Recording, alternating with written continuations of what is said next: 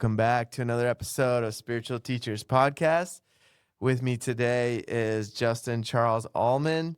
Justin is the author of Curiosity to Creation. He's a speaker and a veteran. Welcome on, Justin. Thank you. Good to be here. So today we're going to talk about Justin's awakening journey, Justin's book, Curiosity to Creation. We're going to talk about reclaiming one's power, overcoming outside validation, and the POD formula, which stands for permission, opportunity, and discovery. So, Justin, I'd love to invite you to share how your awakening journey started. You know, that's actually kind of a interesting question for me to follow up on when people ask me that, because I've always had a deep connection to something greater beyond myself, and I write about that in my newsletter, Frequencies of Curiosity. I write a short story about how I was back home in Oregon with my mother in my backyard digging a hole just as a kid with my dog Rambo. And I had this overwhelming feeling come over me. I was like, who are we? What is this reality? What are we doing here? What is the purpose? There's got to be something more to this. And I saw my mom walking up to me and I was like, she's not going to understand this question. And at this time, I was like only 7 years old. Mm-hmm. So I knew she wasn't going to grasp the concept and I couldn't really articulate it or explain it to her. So when she came up to me with her warm smile, I just remember thinking to myself, am I alone?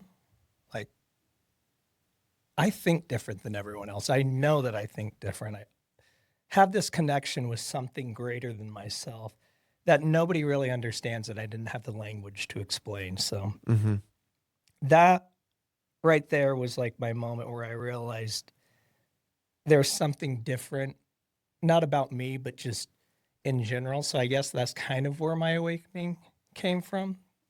But it was my connection to source, to creation, to God, whatever language you want to give it, that made me not feel alone. And I think that was the birth of curiosity, because I was exploring something beyond myself that I didn't fully understand, and I was curious about it. Mm-hmm.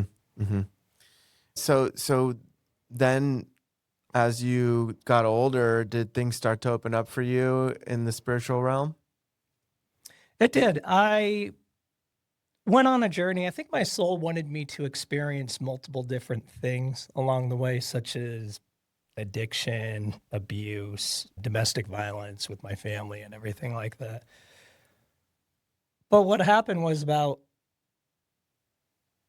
I would say 2013, I was seeking outside validation from others, from experts, from people that knew all the answers, whether that was military peers or sergeants and NCOs above me, to therapists, to friends, colleagues. Like, I felt like everybody else had the answer, and I was searching for that answer, and I was searching for that answer outside of myself. So I think that separation during that time where I was kind of caught up in the three-dimensional reality and not so much awake.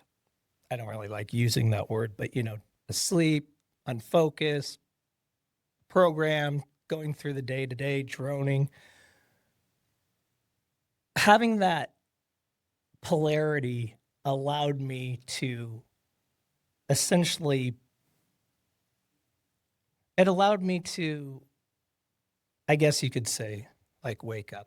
And what happened was giving my permission to outside sources was denying myself, my true self, my true heart, my true person of who I was, because I was afraid to show that. I was afraid to open up. I was afraid to be judged.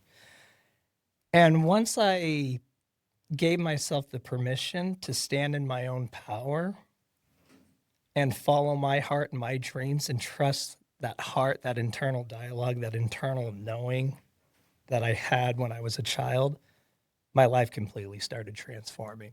That's when I met my wife. She opened me up to spirituality more, kind of, was like this is meditation. Oh yeah, I heard about that. But at that time I was an ADHD kid. I was just attention deficit hyperactive disorder, wanted to shoot guns, to, jump out of airplanes, race motorcycles. Adrenaline junkie stuff. Yeah, and I was an entertainment flair bartender too. So I'm not at work, I'm juggling and entertaining and screaming. Yeah. Just very high output energy. So she taught me to be a little bit more grounded. Like we'd go out to the lake and I'd be like, hey, we could climb up and jump off this cliff. And she's like, and we could sit here underneath this tree and be present. And I'm like, we could. It's a good balance. Yeah. Going back to your question though, like I guess what I'm trying to say is like,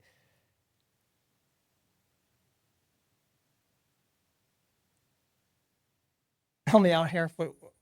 Where do you want me to go with this? Because my brain is kind of going all over. All the place good. right All now. good. Yeah. Just basically, how your spiritual journey evolved. Okay. Mm-hmm.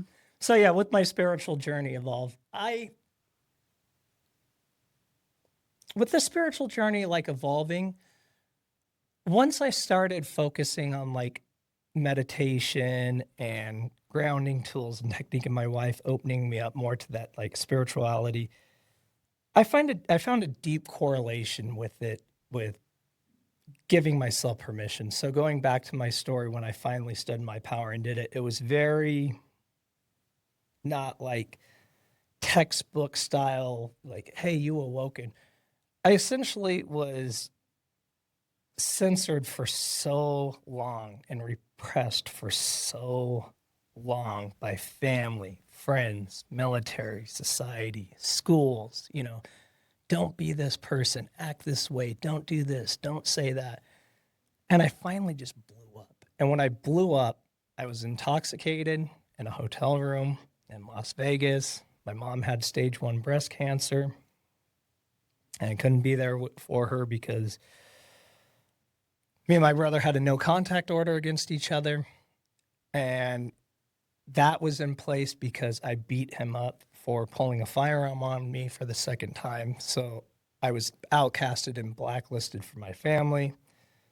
I was doing all the right things. I was going to therapy. I was doing jujitsu. I was, doing EMDR therapy for post-traumatic stress from the childhood abuse. But I still wasn't giving myself the permission to follow my heart. I was still seeking the outside validation and sources. So I came down to Vegas because I was interested in moving to be a flair bartender here. Mm-hmm. And the girl that I was seeing at the time broke up with me through text message.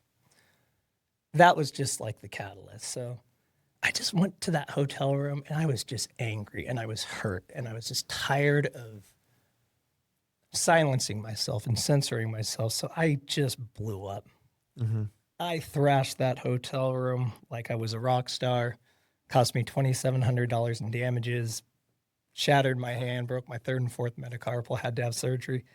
And that's what I would call my spiritual awakening, because I just gave myself permission to hurt, permission to be mad, permission to be upset, permission to be jealous, permission to be broken, to be confused, to be lost, to be human, and just allow myself to feel those emotions and be a broken person.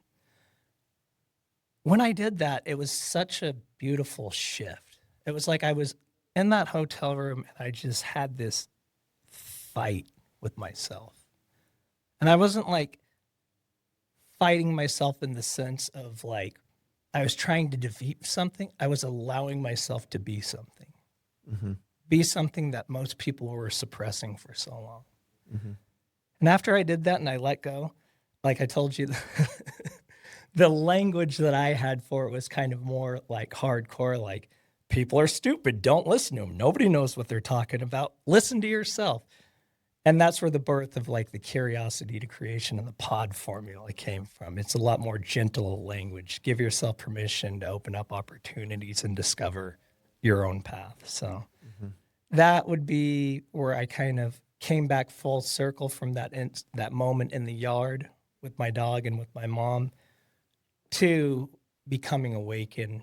Then that's when I met my wife and started doing meditation and doing like, I guess you could say, reflective work, soul searching, shadow work type of conscious creation, reflection through meditation and manifestation. Mm-hmm. Mm-hmm. Beautiful, beautiful. And do you want to? You mentioned manifestation. Do you want to share a little bit about an experience you had with that? Yeah, one of my favorite stories I write about in the abundance chapter in my book, I believe it's chapter 10. I really wanted to buy a house, and I'm a veteran, so I have a VA loan. But I was holding on to a lot of fear, a lot of uncertainty, and a lot of doubt. And one of the fears that I had was I have a dog, Cody. He's still with me. He's 16. But at that time, he was coming up on like 14, like 13, 14. Mm-hmm. And then we had another dog, Ricky. He was 10 years old, and he had a severe heart murmur, and we didn't know how much time we had with him. So when I was trying to buy a house, like everything was against me. Like my wife wasn't getting on board because she didn't understand a VA loan. We didn't have the resources. I didn't have the job security at work. Interest rates are really high. Just anything and everything that could, like go against me was going against me. Mm-hmm. But once I started doing an abundance meditation and sitting with myself day after day after day, I realized the same story, the same program kept popping up in my head. And I realized that program was fear. Mm. And that fear ultimately surfaced as me not getting a house in time to spend time with my dogs, because my dogs and my wife are my family. We don't have children. And I just had this overwhelming fear that I wasn't going to get a house in time to be with my dogs. So while I was in my meditation, I was sitting in my backyard, eyes closed, in the corner of the yard, and I felt the gratitude of my dogs being there with me in the house, or at the house with me in the backyard. Ricky was on my lap, and Cody was with me. When I felt that, my heart just exploded with so much love, passion, gratitude, and I just broke down crying. And I cried in that meditation all the way through. After the meditation was over, I went and laid on the couch. Like it was like having a panic attack, but a love attack. And I had to like lay on the couch and just sit there and just feel so much gratitude and love for, experiencing that. Well, not only that, just like releasing that fear and trading it for a different emotion, trading it for a different energy. Well, like right after that, all those obstacles that I was facing shifted, and I started experiencing the path of least resistance. Things started happening, such as a realtor just happened to just fall in my lap that understood what I was looking for, knew exactly, wasn't trying to argue with me, upsell me, or give me a house that I didn't want. My wife got on board because she finally understood VA loans. I got job security at work. God, what else?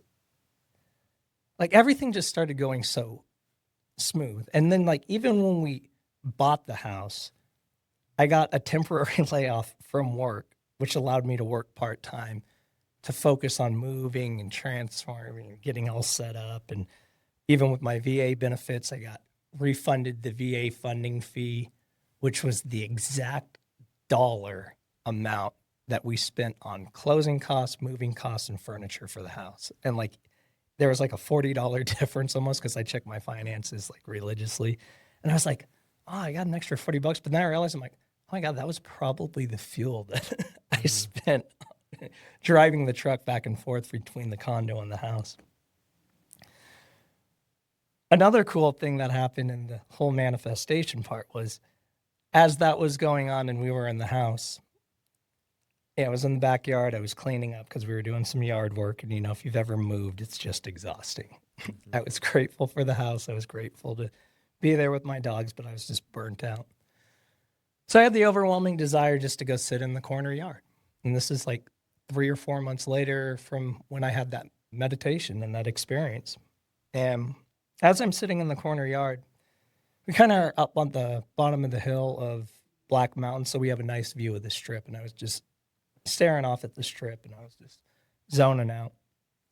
had my dog Ricky in my lap, didn't think anything about that. But Cody, he's not an affectionate dog at all. He came walking up to me, and he put his head right here on my lap, and he looked up at me in my eyes. Mm-hmm. And when he did that, I felt like it was something higher, a spirit, an energy. For some reason, he came and he did that. And when I looked at him, I thought to myself, oh my God, this is my meditation. This is my manifestation. Mm-hmm. I'm in the backyard right now with my dogs. Like this is exactly what I imagine. It's happening right now in real time.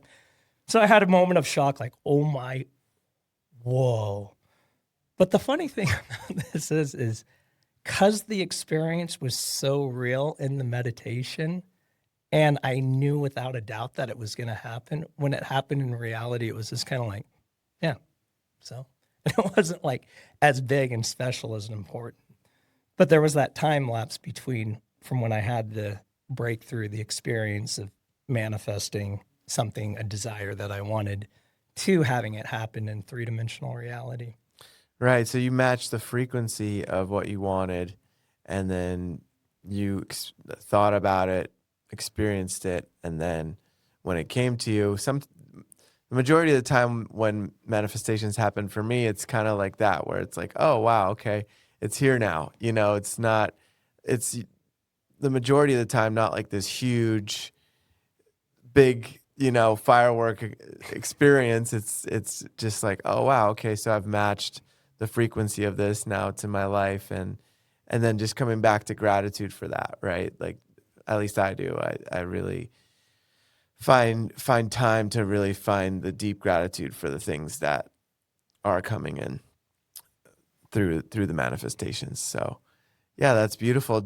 So through your experience, when did you get inspired to write the book? I've always wanted to write a book. I've always written. I've just never published anything. I knew that I was going to write a book. I just figured I would do it when I'm like 55 and retired, I started the book probably about 37 years old. So it was something that I knew that I was always going to do. I just had the overwhelming passion, desire to do it. And there was a lot of fear and uncertainty for me doing it. Like I was afraid to call myself an author. I was afraid to tell people that I wanted to write a book. And I had to recognize that through my conscious creation. I'm like, and get curious, why am I afraid to write this book? Why am I afraid to say I want to be an author? And at the time I wanted to do a book.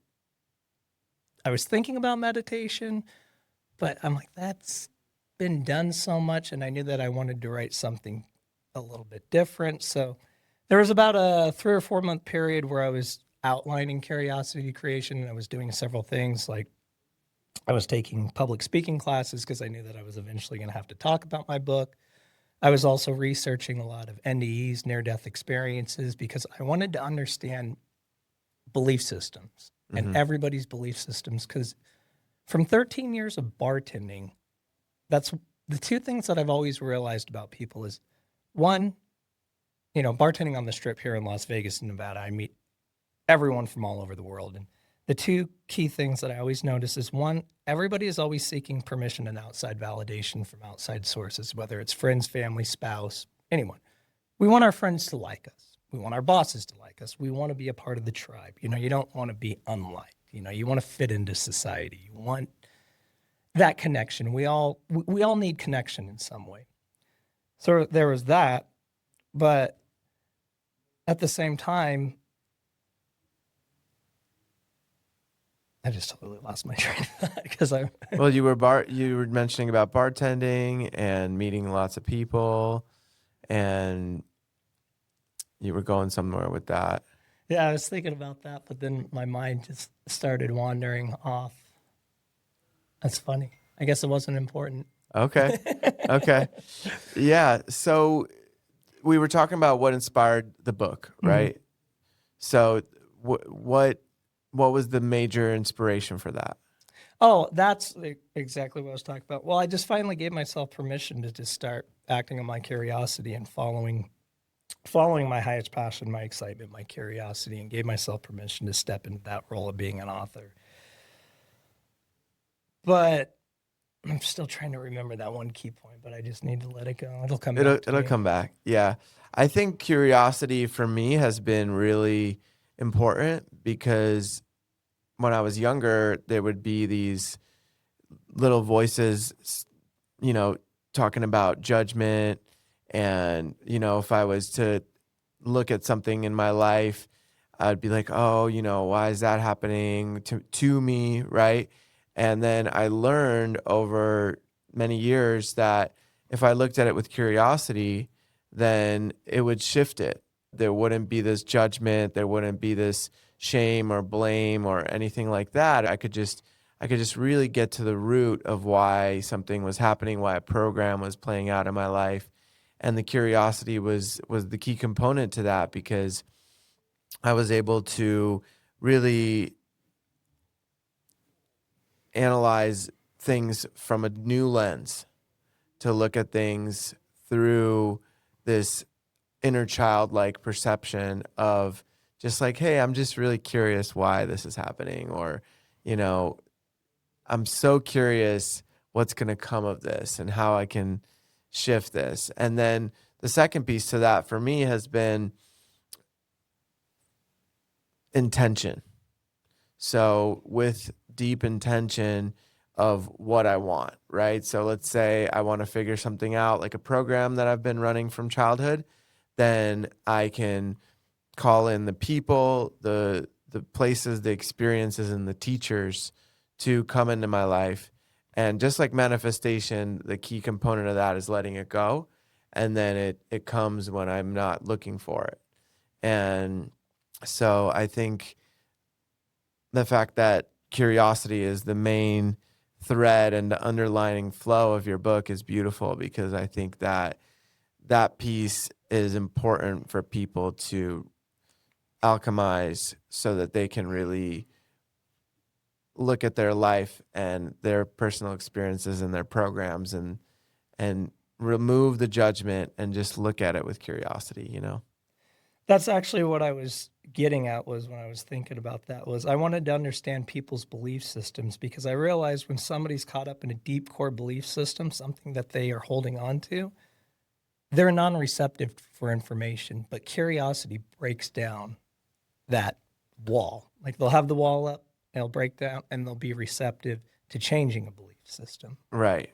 And then the awareness comes online with the curiosity. And I believe awareness is at least 90 to 95% of these patterns that we play out in our life, because then when there's awareness, then we can catch ourselves falling into some sort of pattern of fear or something that's blocking us. And then get curious why you're experiencing that, thinking that, and how you can shift out of it. Right. And then it when we're aware of it, then we can shift it. And it's a really beautiful piece of the puzzle that, took some time for me to connect to, but I think is very important on the awakening journey in a lot of ways, for sure. So your book has a rubber ducky on it. Yes, And it really, for those that are watching the video, this is the book right here it's a galactic rubber ducky with like a galaxy around it. For those that can't see the book right now, we'll have all that in the description to link and check out Justin's book. But that piece pulled me into the book. It's like a very inner child, like fun book cover. And so one of the first questions I asked you when you showed me your book was, why did you choose the rubber ducky? So could you talk a little bit about that? Well, without giving away the story of the book, I always tell everybody, I'm like, if you want to know why there's a rubber duck on it, you got to read the book. And then you'll understand why it's atomic quantum rubber duck.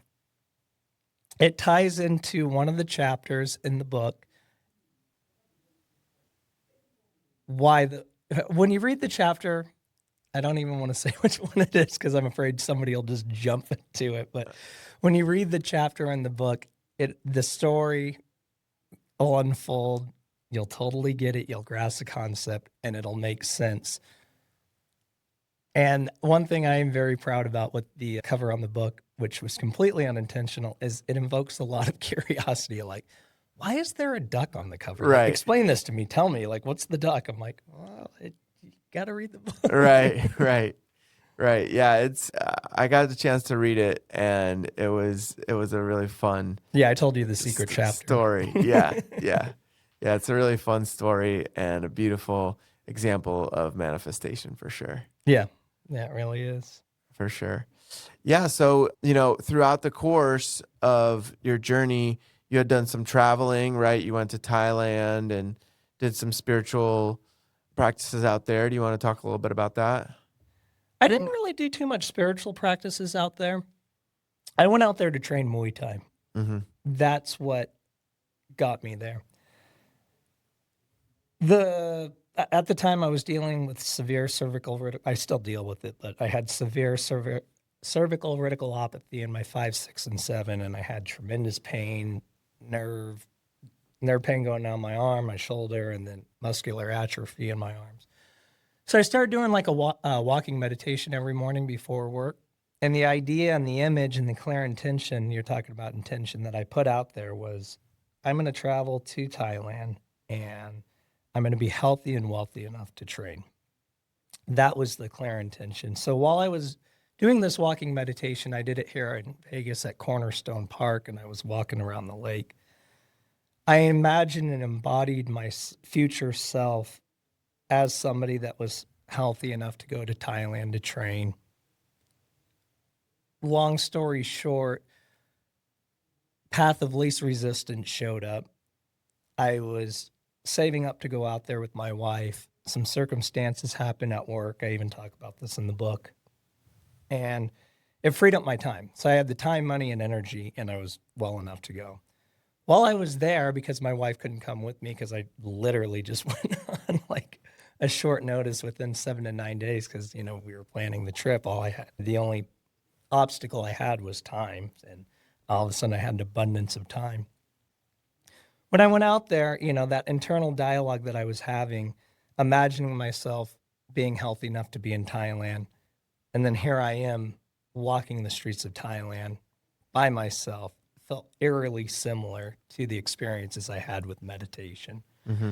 And while I was there, I realized, and this is where I talk about like giving yourself permission to step away from certain circumstances, because like you'll have one idea in mind, like, okay, this is the image that I'm going to do with like my physical mind is saying like, this is the idea that I want to do. This is where I want to go. This is A to B. But when you get to B, there's a huge time shift, sometimes years once you get there. And you might not be the same person, or your desires change, or opportunities change, such as the pod formula. Well, while I was there, I was still training Muay Thai, but just not religiously.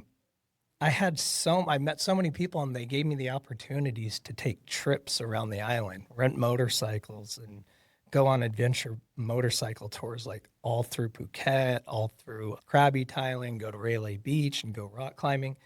So I realized like that's what my soul was calling me to do. The idea, the image I had was being healthy and well enough to train. But once I got there, everything shifted and these opportunities started lying that spoke with my soul. And what I was really desiring was expanding my culture, because, I was a 13-year veteran, living in America. I went to like Puerto Vallarta for my 21st birthday to a touristy spot. So I wanted to expand my culture and get to know more than, just being American soldier, and getting off the beaten path into the provinces and meeting the locals and seeing how they live, like really was like, okay, this is what I'm here for. Mm-hmm. So I gave myself permission to act on that opportunity, and I discovered exactly what it was that I liked, what I wanted to do. And yeah. So. Beautiful. So you mentioned that you enjoy meditating. What does your daily practice look like now? My daily practice right now is honestly grounding and just being present. With the publishing process of Curiosity to Creation, I was met with a lot of resistance. I had a lot of setbacks. The book came out like 9 months later. I went through multiple publishers, multiple project managers, multiple editors. I had to fight to keep a lot of the voice. I ended up starting my own publishing company and self-publishing it myself through my publishing company. So trying to force an outcome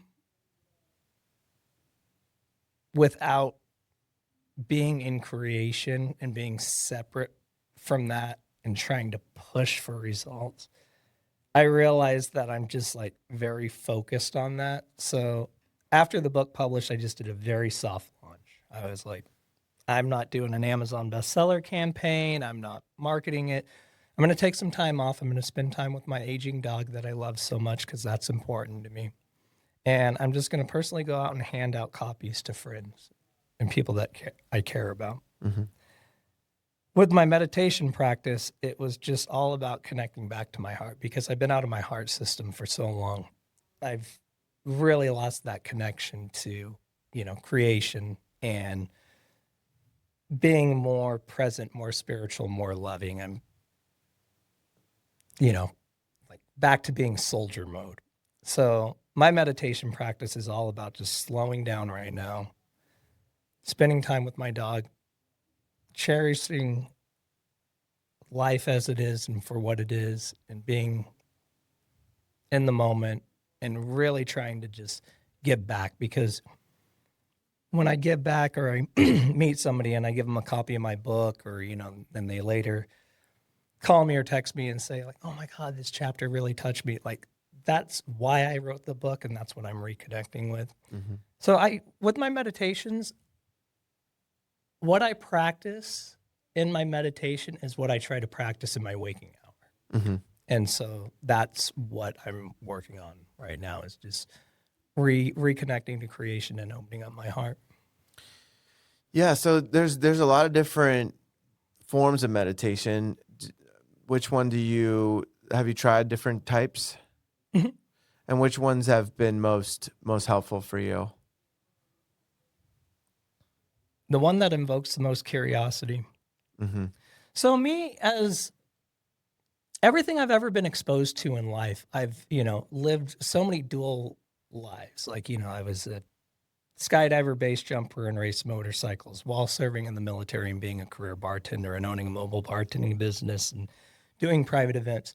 I've had so much transparency and I've had such a broad net of connection with people and others.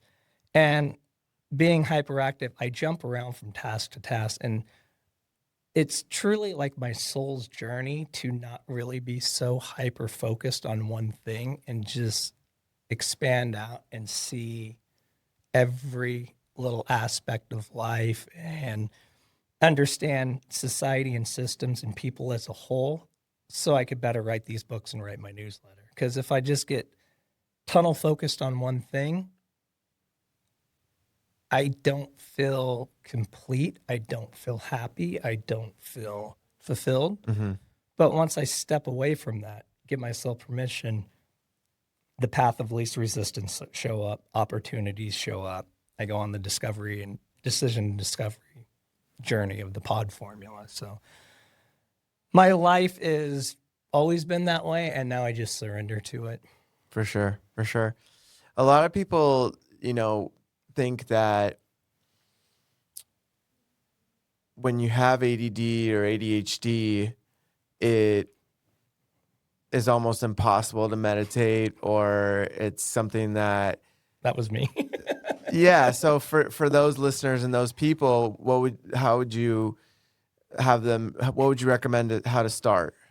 Well, if you're taking my wife's advice, you wake up at 4:00 in the morning, you don't drink any coffee, and you sit there for 2 hours and you focus on nothing. Okay. Yeah. Well, it's interesting you mentioned 4 a.m. because that's a really sacred time. She is a highly advanced meditator and she's been doing it for 20 years. For somebody like me, though, when I first started, I might be able to do that once, maybe twice, but consistently, no. Mm-hmm. And so what I started doing is progression over perfection. Being 10% better than I was a week ago, a month ago. So I just simply started out with just a 5-minute meditation every morning, just to set the habit. Have you ever read the book like Atomic Habits? I haven't read that one, no. Essentially what the author talks about, and I didn't know about this, I just recently read the book, is creating a series of habits. Like if you want to become a runner, you just put your running shoes on in the morning. That builds the habit of being somebody that's a runner. So I would just simply show up every day at the same time in the morning to do a meditation, 5 minutes. And that started building the habit for me to be a meditator. And that 5 minutes moved to 10 minutes. Then that 10 minutes moved to 15 minutes, and then 20 minutes. And then slowly I started pushing myself. And then before I knew it, I'm like, wow, I'm up to 45 minutes to an hour a day, and I never miss meditation. If I do, I'm like, oh my God, I'm going to miss the gym today so I can go meditate. So start off small. You know, you wouldn't go out and run a marathon. You wouldn't go out and win a bodybuilding competition. You know, you wouldn't with anything. So I just move slow, small. If you miss a day, big deal. Go back to it. Was there any meditations that were guided or anything like that that helped you focus, or was it just sitting in stillness with no sound? Which one was more beneficial for you? My two favorite meditations I did was the first one I started out with was from Headspace, and it was a little guided, unguided, no music, and it was while I was on the COVID task force. What was the name of it? It was not like reprogramming fear of the future. Okay. And it was just all about letting go of fear of the future. And I think during that time, during COVID, everybody had fear of the future, no matter what it was, what your belief system was, what was going on. Like we were all afraid of something. So I was stepping beyond that. And that's when I started seeing the benefits of conscious creation. The second meditation that I've done that I would say I've gone back to, well, I'll actually go with two. So Dr. Joe Dispenza's abundance meditation, that's the one where I manifested the house with Cody and a couple other things. And then his walking meditations. I think it's walking meditation number 5 that I do. I really love those. And when I'm doing my walking meditation and I feel that rush of energy, I get goosebumps, like my electromagnetic frequency in my body completely shifts and changes, and the hair is standing up all over me, and I'm just like a ball of energy. And Can you describe that a little bit? So what do you mean by that? Like while you're walking, all of a sudden you feel that energy? So what it is like you feel like this eruption in your chest, and your heart just like explodes, and you just feel so much love, so much gratitude, so much joy. It's almost like taking ecstasy, like you just are just in the love state. You know? And that's specifically for the walking meditation? I've done it a lot with eyes closed, sitting down meditations, but it happens a lot with my walking meditations. Okay.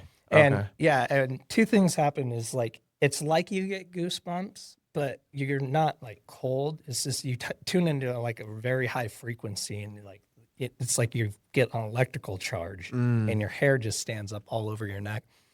What's also funny is that pond is like a mile around, and there's ducks and geese. When I'm in that high state, those geese and ducks will actually follow me. Like I'll walk to one end of the pond, they'll get up, they'll fly next to me, and they'll sit down. So they're picking up on my electromagnetic field, you know, because they got that internal.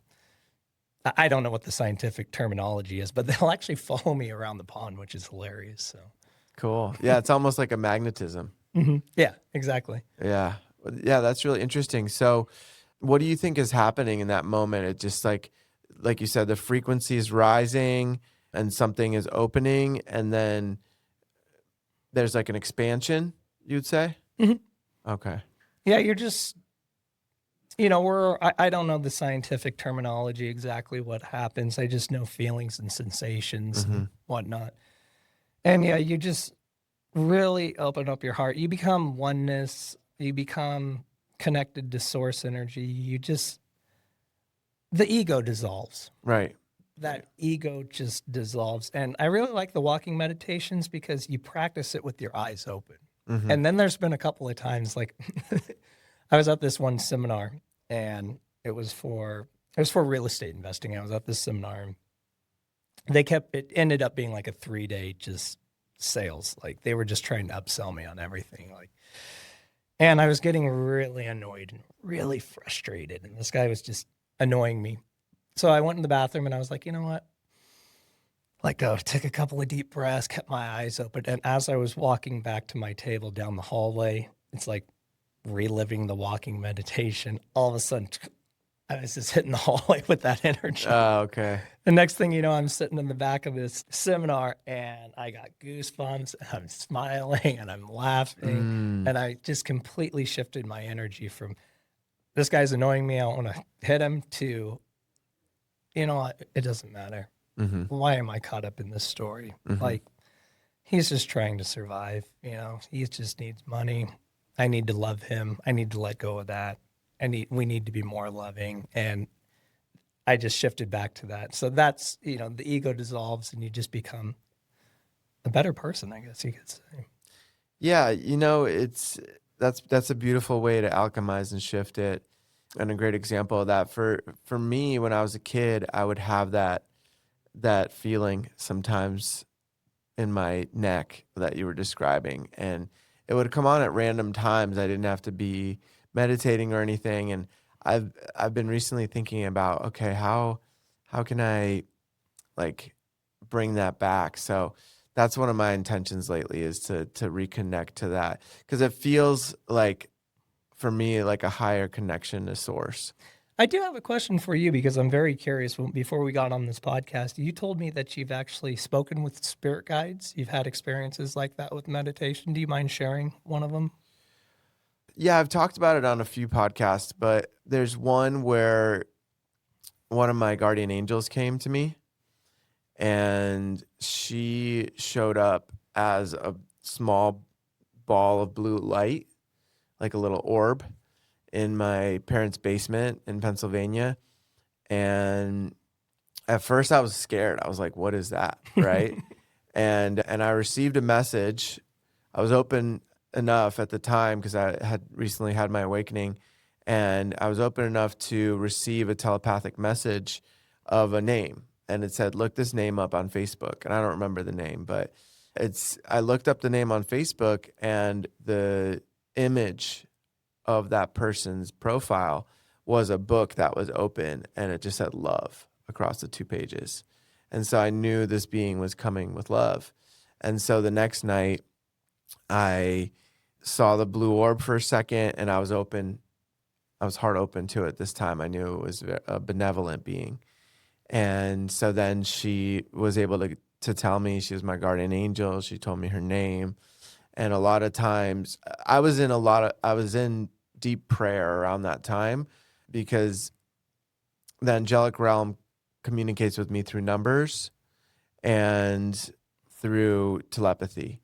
And so when I'm open enough in my own energy, then the telepathy comes on, and that's how I normally communicate. But there's, angel cards that I would use to connect, which are like, there's all different kinds of cards out there that you can use to connect with other realms. Tarot cards is an example, angel cards, they have oracle decks, things like that. So I was using that at the time. The numbers were coming in really strong, different numbers, and I would go online and look them up. So like, for example, there'd be a car that would cut me off, and then it would have a number on its license plate. And then I'd be like, I had to look at it because it cut me off. Right. And then I would look to the right, and it would have the same exact number on the other license plate of another car. And I'd be like, okay, that's spirit communicating with me. So there's different ways, but just get curious about it and open up to it, and it'll come. That's one thing I love about when I went to the few Dr. Joe Dispenza seminars that we went to. Me and my wife did the week long for our honeymoon. 2,000 of us are sitting in a room doing the same guided meditation at the same time, hearing the same voice, but every single person you talk to has a very different experience. Absolutely. Everything. And that just fascinates me. And my curiosity is just like, how? We're all amazing. sitting there just doing the same thing. Like, it's amazing. Yeah, well, Justin, we're right at time for our episode today. So thank you so much for coming on. We'll drop all the links into the description for people to check out your book and to connect with you. So thank you again for coming on, and many blessings. My pleasure, man. Thank you for having me. All right. Take care.